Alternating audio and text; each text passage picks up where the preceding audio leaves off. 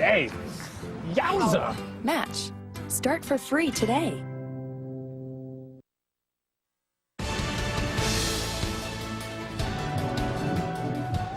The Freddie Gray case is moving to the courts now with 6 Baltimore police officers charged in his death. Let's bring on our legal guys, Avery Friedman, a civil rights attorney and law professor in Cleveland, and Richard Herman, a New York criminal defense attorney and law professor, joining us from Las Vegas. All right, good to see both of you all. Sorry you're not here with me in a very noisy Baltimore where a big youth rally is going to be taking place in just a matter of hours. So hopefully we can hear each other.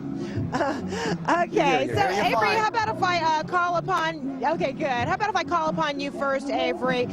You know, was that press conference, in your view, unethical, involving the prosecutor laying out the charges?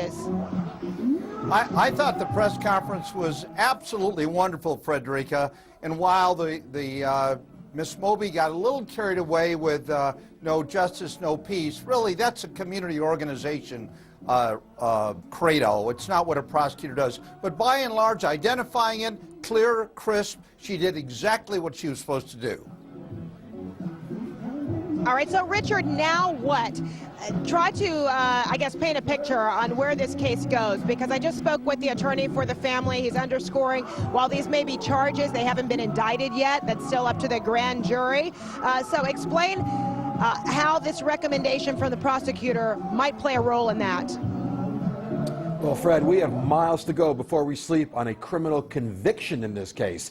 Procedurally, what will happen is the prosecutor has 30 days to evaluate the case and determine whether they want to go forward. Do they want to conduct a preliminary hearing, at which time there will be evidence deduced. Criminal defense attorneys will have a field day in court getting information that they normally would not get.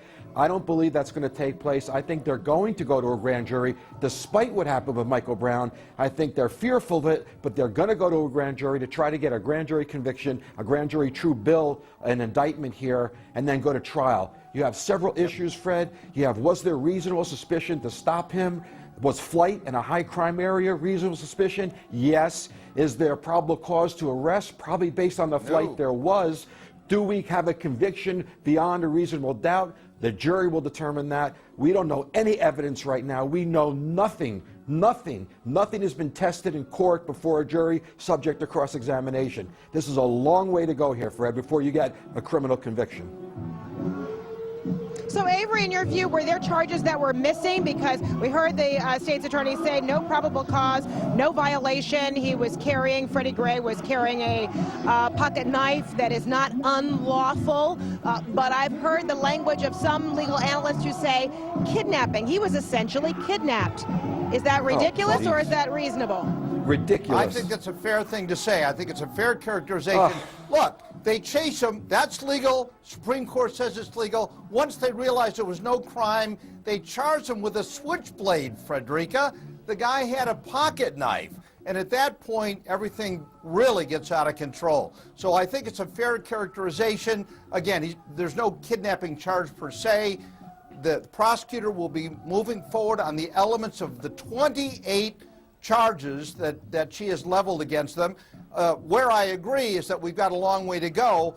I think there'll be a waiver of the preliminary hearing, and we will see an indictment coming down sometime after 30 days. Fred, there will absolutely be no waiver of... As on the right-hand side of our screen, you're also seeing demonstrators. I just want to let people know what you're seeing. But go ahead, Richard, with your point. Yeah, Fred, there will absolutely be no waiver of a preliminary hearing. Defense attorneys want that hearing. They want to get information and evidence. I think you might get a grand jury may indict before the preliminary hearing takes place. That's what we could see here. But I'll tell you one thing, Fred. While I disagree with Avery, I'll tell you, a civil wrongful death case, I think, at this juncture is a slam dunk for the family, and that's going to be a multi-million-dollar award for the family. Civilly. All right, Richard Herman, Avery Freeman, thank you so much for your insight. Appreciate it. Always great when you're able to join me. Thanks so much. And we'll have much Well, it's pretty important because it shows two things. First of all, it shows a totally different perspective than what we saw before that initial cell phone video. You can really get a sense of seeing the legs and the way that he was transported and a different point along the journey here when they put those leg irons on. The other thing that it shows is that if you believe the timeline that the police gave, this is several minutes since he had actually been put into the police van. This is after he asked for an inhaler. This is after the police, the driver of that van, said that he was behaving in a way that was irate. And so they pulled over, they made this stop and put those leg irons on him. So I would think that a lot of people would be curious to see, is he in any worse shape than he was initially when you see that other cell phone video that was taken just several minutes prior? And, does it seem as if he's in the same condition? And many people say they believe it's the transport, but there are others who saw that initial video say something had to happen before he even got into that van. So I think the more video you see, the better. And clearly they're going to have to zoom in on that. And everybody is very curious as to what they're going to learn about that. Suzanne Melvo, thank you so much. In Baltimore, police officials there say the officers who've been suspended are all consistent with one detail. No use of force was used on this 25-year-old man. No. No, absolutely not. None of the officers describe any use of force. None of the officers describe using any force against Mr. Gray. That's police. Waiting to hear from these two witnesses. The first didn't want to be identified. He shot this video of Gray's arrest. The other heard the initial encounter Gray had with police. Had Freddie Gray been up into what I would like to call a pretzel type of move, where they had the heels of his feet to his back, and then he was still in handcuffs, and then they had the knee like in the back of his neck. I heard the young man screaming, "Get off my neck, get off my neck, you're hurting my neck." When we slow this video down, we've spotlighted it here just to try to get a better picture. These officers getting up from around Gray. It appears that Gray's leg does seem to be released from being bent backward. That seems to support the witness's description of Gray as being like a, quote, pretzel. Mystery death of a young man in Baltimore police custody. The autopsy on this 25-year-old is now complete. The names of the officers involved in his arrest released. But more information has not led, though, to any more clarity as far as how this 25-year-old suspect, Freddie Gray, broke his neck after Baltimore police arrested him. This is back on April 12th. He died a week later. Now, as we mentioned a second ago, the department has suspended these 6 officers with pay. They've released their names, their ages, how long they've been on the force. But officials didn't specify on the reasons why. However, the mayor of Baltimore did tell CNN this. We know that he asked for medical attention. We know that that medical attention was not immediately requested for him. We know that was a mistake. That conclusion based on the fact that Gray asked for medical help more than once while being transported in a van. In fact, city and police officials revealed Gray requested his inhaler, his asthma inhaler, at the same time officers called for the van. They also disclosed that Gray was put in leg restraints, but officials say they do not know how or when Gray's spinal cord was severed. And what's more, Gray's autopsy revealed his spinal injury was the only trauma to his body. There was no physical bodily injury that we saw, nor was it evident in the autopsy of Mr. Gray. None of his limbs were broken. CNN has affiliate WJZ has obtained amateur video that provides a new, closer angle to Gray's arrest. Warning, the video is tough to watch.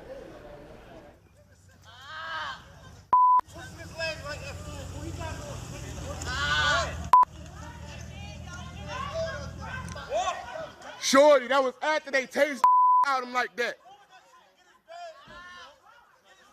Man, I've been recording.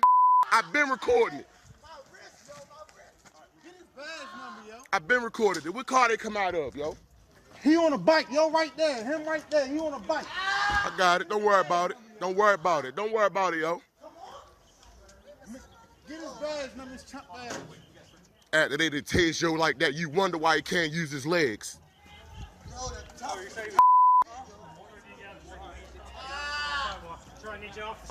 Yeah, I sure will. I sure will. Freddie Gray is a guy out of Baltimore, and he apparently had done the grave crime of looking at a police officer. I'm going to give you details on that in a second. They roughed him up pretty good, as you'll see. That's a gross understatement. They roughed him up before they put him in the van, and then something additional might have happened in the van. We're going to give you details on that in a second as well. Now, unfortunately, his spine was severed and he died. Okay. Now, we're about to show you the video on how they initially roughed him up. At this point, he doesn't appear to be, he didn't pass away. Okay, you're going to see the video for yourself, okay? But he might have been already gravely injured. We got to show you the video so you can see what happened for yourself, because there's great dispute over this. So let's take a look at that. Right.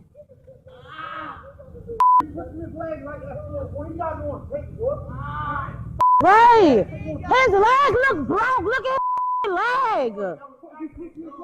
Look at his leg. That boy leg look broke. His leg broke and y'all dragging him like that.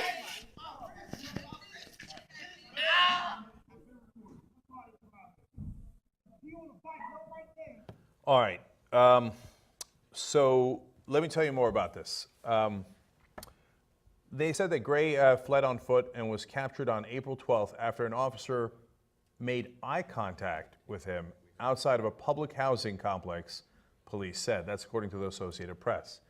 So apparently, making eye contact with a police officer now is a crime that needs to be investigated and is probable cause to chase you down and to abuse you. It's actually a little bit telling. I think that's one of the most telling parts of the story.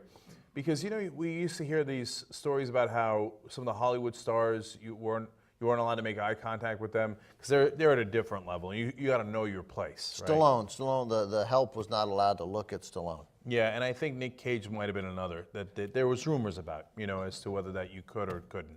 Nick Cage couldn't get studio executives to look at him. That was the problem. So, but in this case, it's gotten to a point where if you look at the cops wrong, not whether you're armed, whether you did something serious, but if you look at the cops wrong, well, then they got to go and arrest you and possibly break your neck. So now the cops say, no. His neck wasn't broken in that incident. It was broken later in the van, and we didn't do it. Well, okay. They have a bit of a weak case on one part that's indisputable, and then I'll tell you what's in dispute. So let's break it down. Gray was arrested at 8:42 a.m., okay? Paramedics received a call for an unconscious male at 9:26 a.m. So it's a very long period of time where they did not get him to a hospital. Now, Associated Press explains, in Gray's case, he repeatedly asked for help during the trip, but the driver instead diverted to another location to pick up another prisoner. So this guy's asking for help for obviously a number of reasons, and now in hindsight, very, very obvious why.